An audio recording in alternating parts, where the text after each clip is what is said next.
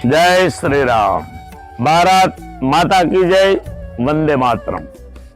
આપણો દેશ એ ભારત દેશ ઋષિ મુનિઓનો દેશ છે। આ દેશ સનાતન સંસ્કૃતિનો દેશ છે। આ દેશ વેદો, પુરાણો, ઉપનિષદો એનો આ દેશ છે। અને એ દેશ જ્યારે સારો એ વિશ્વની અંદર હિન્દુત્વ, સનાતન સંસ્કૃતિઓ જ્યાં પણ ગયા છે ત્યાં 22 તારીખની એક વાટ જોઈ રહ્યા છે કે ક્યારે અમારા ભગવાન મર્યાદા પુરુષોત્તમ રામલલ્લા એના નિજ મંદિરમાં, દિવ્ય અને ભવ્ય મંદિરમાં બિરાજમાન થાય।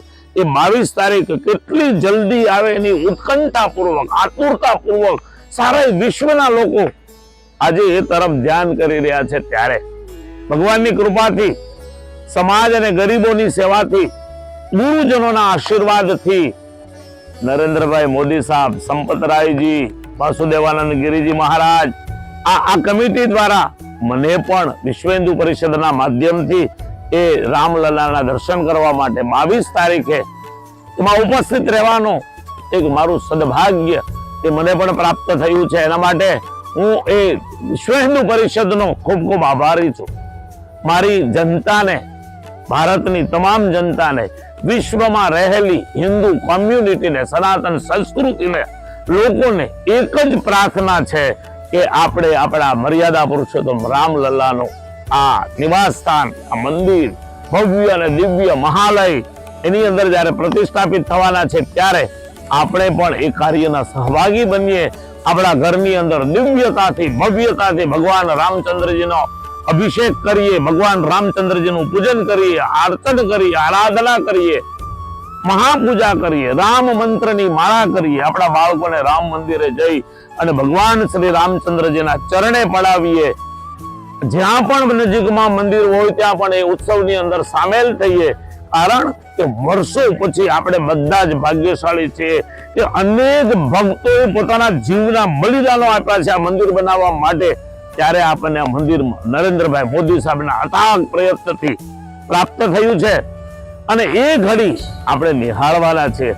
આનાથી મોટો જીવનમાં બીજો કોઈ આનંદ ના હોય, આનાથી જીવનમાં મોટી કોઈ દિવ્યતા અને ભવ્યતા ન હોય તો ચાલો આપણે સૌ સાથે મળીને જ્યાં છીએ ત્યાં, જ્યાં રહીએ છીએ ત્યાં આપણા ઘરને પણ, ઘર એક મંદિર, ઘરને પણ દિવ્યતા આપીએ।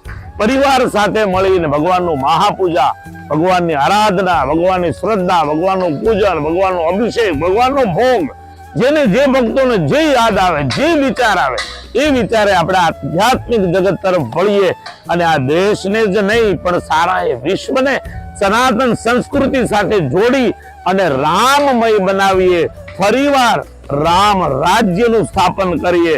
એક એક બાળક, એક એક યુવાન, એક એક વૃદ્ધ, એક એક માતા, એક એક બહેન, એક એક દીકરી આ રામમય બનશે ત્યારે ચોક્કસ આપણે રામ રાજ્ય તરફ જઈ શકીશું। તો ચાલો સૌ સાથે મળી ભવ્યતાથી અને દિવ્યતાથી આ રામ જન્મ મહોત્સવ, આ રામ ભગવાનની પુનઃ પ્રતિષ્ઠા, પ્રાણ પ્રતિષ્ઠા મહોત્સવ એને ધામધૂમથી ઉજવીએ। સૌના ઉપર ભગવાન મર્યાદા પુરુષોત્તમ શ્રી રામચંદ્રજીની કૃપા અવિરત રહે। સર્વ સુખિના સંતુ, સર્વે સંતુ નિરામયા, સર્વે ભદ્રાણી પશ્યંતુ, મા કશ્ચિત દુર્ભાગ ભવેતિ ન્યાય। ભગવાનની કૃપાથી તમામ પરિવારો વસુધૈવ કુટુંબકમ એ ન્યાય પૃથ્વી ઉપર રહેનારો હરેક જીવ રામમય બને એ પ્રાર્થના સાથે સૌને ખૂબ ભાવથી જય શ્રી રામ।